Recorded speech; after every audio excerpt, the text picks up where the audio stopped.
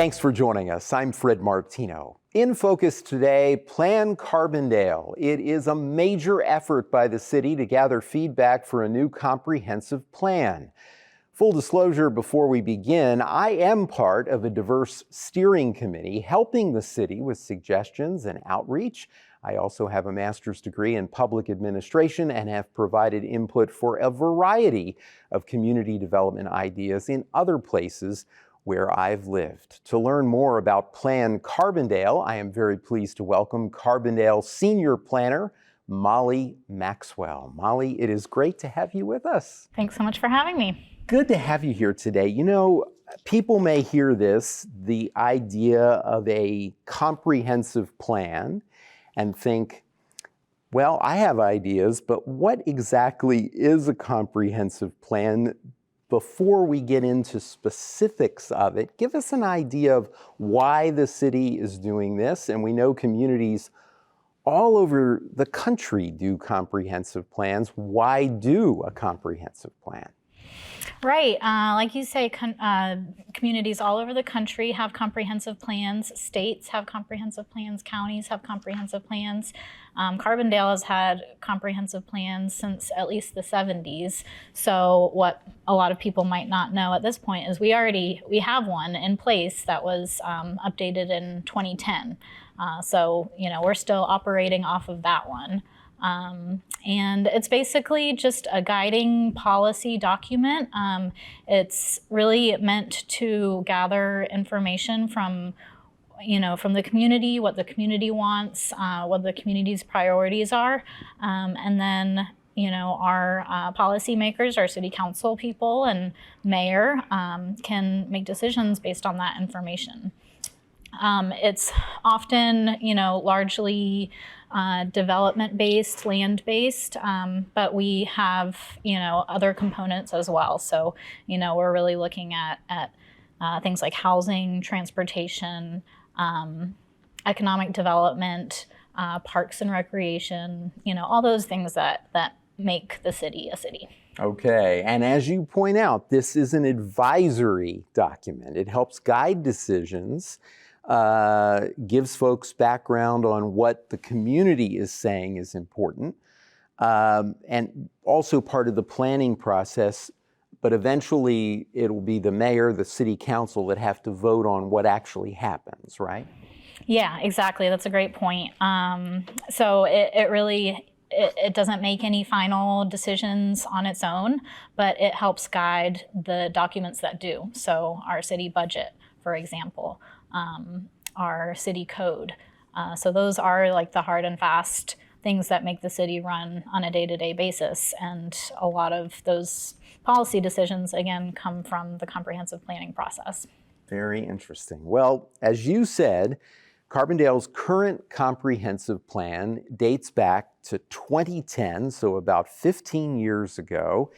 Give us an idea of how often plans like this, because we know these occur, as you said, all over the country, how often they're updated, and what's changed since then that requires, an update. That's 15 years. That's a long time. It sure is a long time. And, I think it's pretty general practice to update it every 15 years, although we're hearing now that it's more like 10 years that they recommend for a major update. And then we're also supposed to be reviewing it on a 5-year basis. So making minor updates and changes, sort of on our own every 5 years. But yeah, think back to 2010, like a lot has changed since then.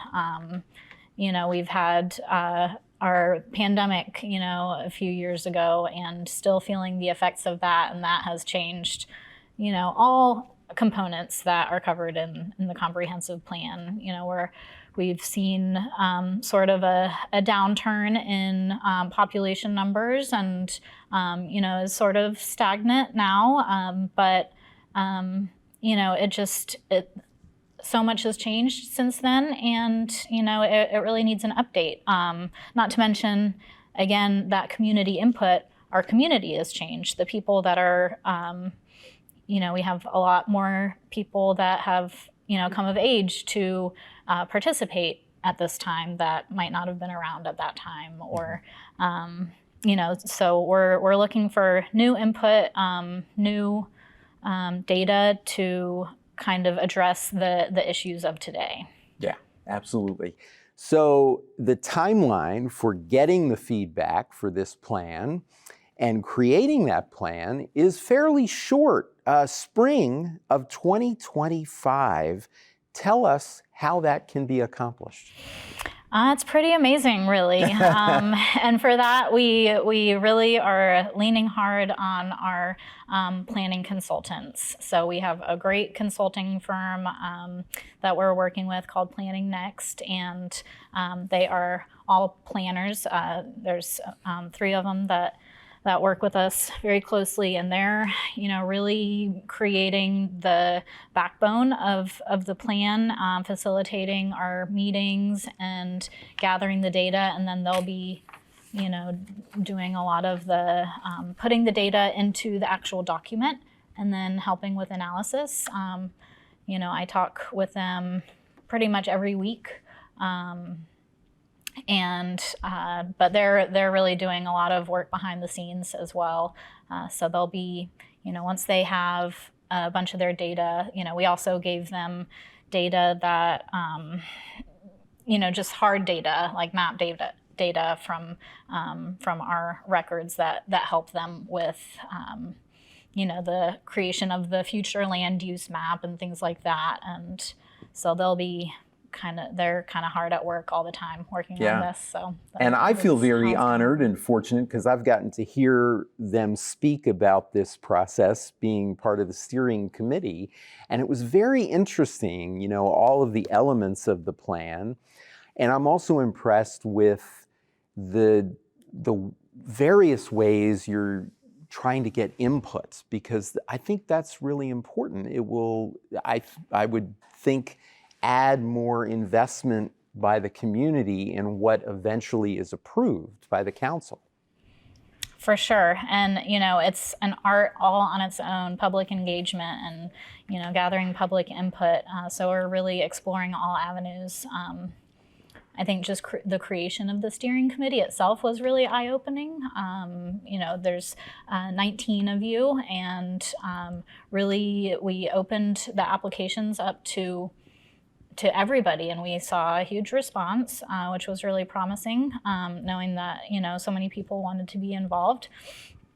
And I've met a lot of new people that I wouldn't have otherwise met through that process. So I think we can, if you just had a few people, like a few city employees that were creating this plan on their own, they would be have a very narrow window of focus. We really need to expand our horizons and expand the communities that we're reaching out to. Each steering committee member has their own sub-community within Carbondale that they can reach out to and share these opportunities with. So we're really leaning hard on you all as well. Okay, very good. Well, one of the other things that's very nice is that even for folks who, for instance, might be watching this, who can't attend a meeting in person, they still can provide input because you have a wonderful website that you've set up to explain the process and also get input. It's called PlanCarbondale.com. So very easy to remember. Yeah, I thought we'd keep it simple. Good, you got that URL, PlanCarbondale.com. I want to review some of the questions and get an idea of what you expect to hear as responses to these questions. The first question, very general question, but a really important one, and what kind of drove my interest in being part of the steering committee, because I thought this is an important question. How can we make places in Carbondale more attractive, comfortable, or inviting? Or all three, right? Right. Yeah, it's a huge question. I think some people might be a little intimidated by this question because it's so broad. So if you are, I think of it myself.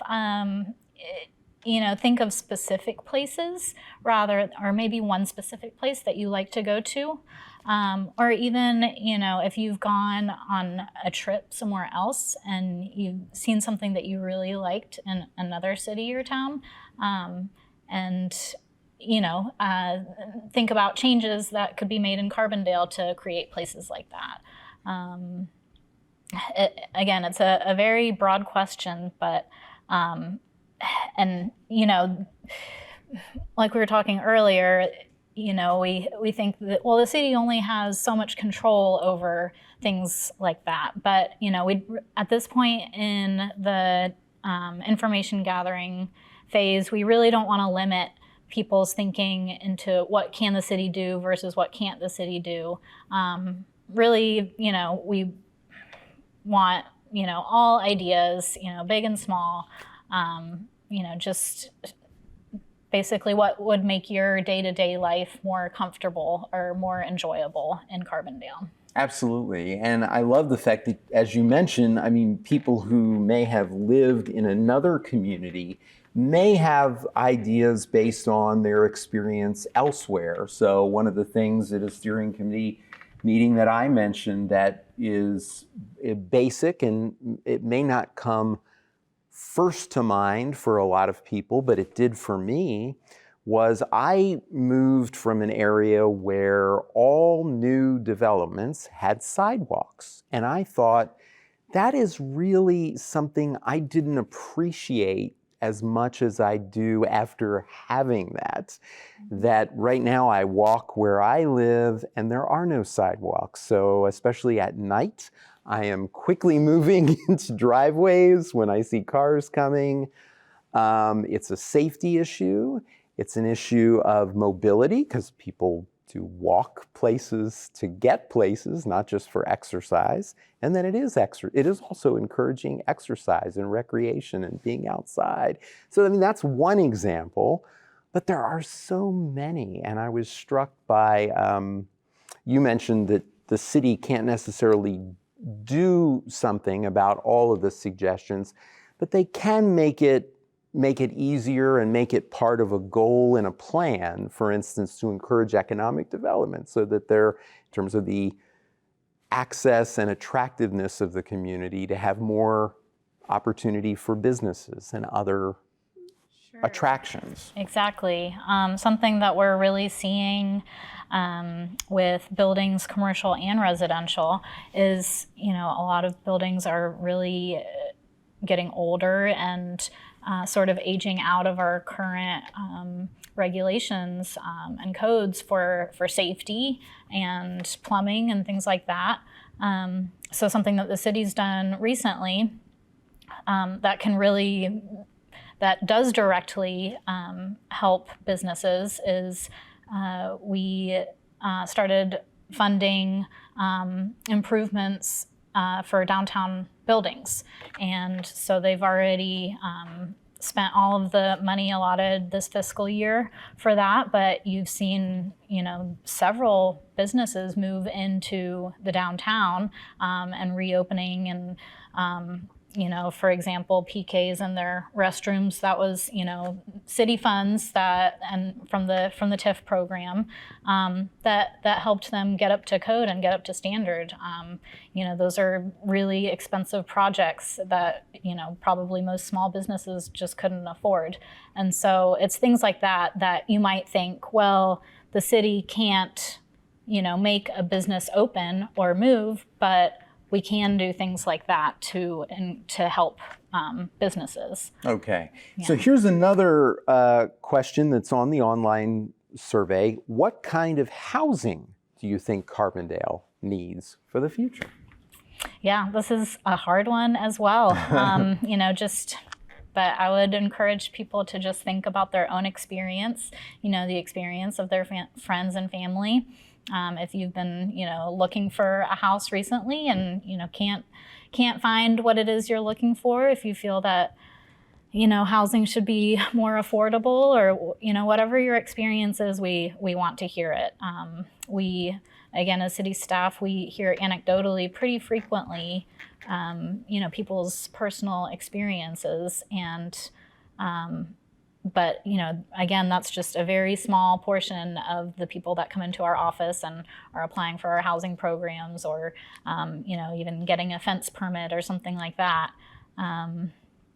But we are meeting people on a pretty regular basis that are moving here to Carbondale from other locations. So again, we want to hear it all. We want to hear from people that have lived here their whole lives, people that just moved here last week, what they want to see. Yeah, and of course it is nationally a more difficult issue for communities all over the country to deal with, because we've had such an enormous amount of inflation in terms of housing, particularly in the last 5 years. It's far exceeded inflation in other areas. Sure, it has, and that's really something that I think everywhere is struggling with. We're in a bit of a bubble here in Carbondale in Southern Illinois, because our actual housing prices haven't skyrocketed like in a lot of other places, but we still, are seeing high interest rates in mortgages, right. And our property taxes, elephant in the room kind of thing. But that still doesn't really tell us where we're at a local level. The city recently initiated a housing non-for-profit, and so they will be working on just housing projects, but they need this data too. I'm sure they'll be doing some of their own more comprehensive housing data analysis, but the comprehensive plan, bringing it all back to Plan Carbondale, we just need to see what the community needs in terms of housing before we start, throwing a bunch of money in the wrong direction. Right, and it also, as you pointed out earlier, may have an impact upon zoning and other issues. Where rental housing is available, the type of rental housing, in addition to homes that people own, single-family homes and multi-family homes, those sorts of things. So another online question, this is an important issue. How could it be easier to move around Carbondale and get to where you want to go? What are you looking for there? Yeah, so transportation, it's another major component of our day-to-day lives. Just thinking about how you move around town on the daily, like to get to your work, to get to, shopping, grocery shopping, get to the places that you want to go. And a lot of us have cars, but we want to expand people's idea of transportation. And, I think it's been found in the 2010 comprehensive plan, and I'm sure comprehensive plans before that bikeability around Carbondale is really a priority. So the last comprehensive plan led to the creation of a bike master plan that we did in 2016, and that actually identified specific priorities for like where we need to see bike lanes, where we need to see multi-use paths. And so that has guided a lot of the work that I do for the city. So now we know, what grants to apply for, and what where to focus that energy, because then the bike plan, it takes a more narrow focus at just bike infrastructure. But again, we have that public input component. So again, we just always want to hear from the public, and where they're wanting to see focus and priorities. Yeah, and one major thing that's already been done even before this plan, the new transportation center for trains and buses. How do you think this will help in terms of transportation in the area? It's huge. Just making those connections between Amtrak, between our train line and all the local bus public transit entities, I think will really help folks. Once they might not want to go to downtown Carbondale. That might not be their final destination. So if they're coming in on the train, then they'll be able to more easily take a bus and figure out what bus it is that they want to take and get to their final leg of their trip. So yeah, it's really. We're hoping that the SIMS and transportation development in general kind of takes away some of the barriers from using public transportation or bikes or micromobility, so people don't feel like they just have to use their cars all the time. Yeah. If you are in your car and you're going west on 13, you see the new transportation center, which is called multimodal because of the trains and the buses that right there on the right. And then I just noticed this week on the left, just after you pass that, you see another major construction project where there is the construction underway of a new entertainment center by the city, a new place for folks to gather to see events and things. So another part perhaps of what you'll be hearing in your feedback. Exactly. And that came from the planning process as well. So in our downtown master plan that came out of the last comprehensive plan, that one of the recommendations for that was an entertainment center. So, we probably wouldn't have applied for or received that funding if we didn't have a document showing that that was a priority for the community.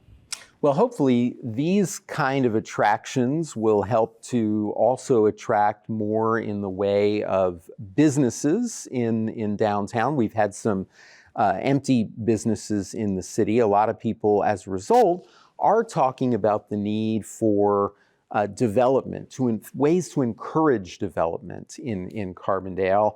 Tell me how that might be included in this comprehensive plan. Sure. Well, honestly, our economic development team already has their economic development plan that they're working on. But, we really see planning and economic development really, if you think of a Venn diagram, there's a lot of overlap between what our two departments do. And so, we all feel very strongly that a stronger community will promote economic development and vice versa, right?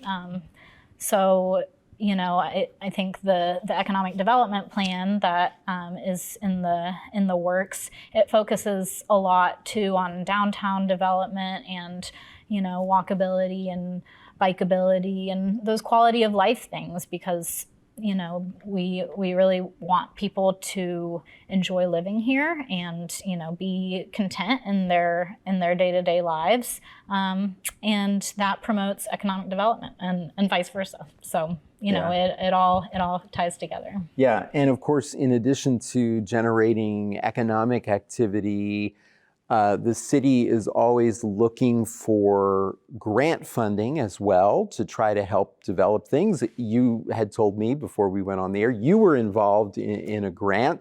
Then folks are seeing the results of that just outside the city.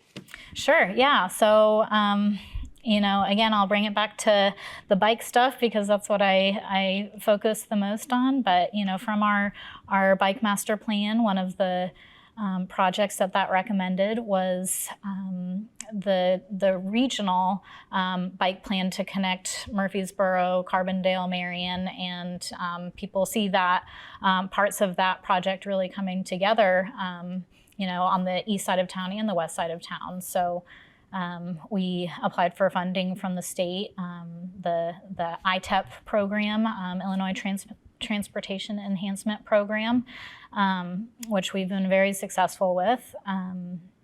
We applied for that in 2020 and we got it, and here it is 2024 and we're seeing the construction of it. So that's another good lesson in sometimes we have to be a little patient in how long these things take.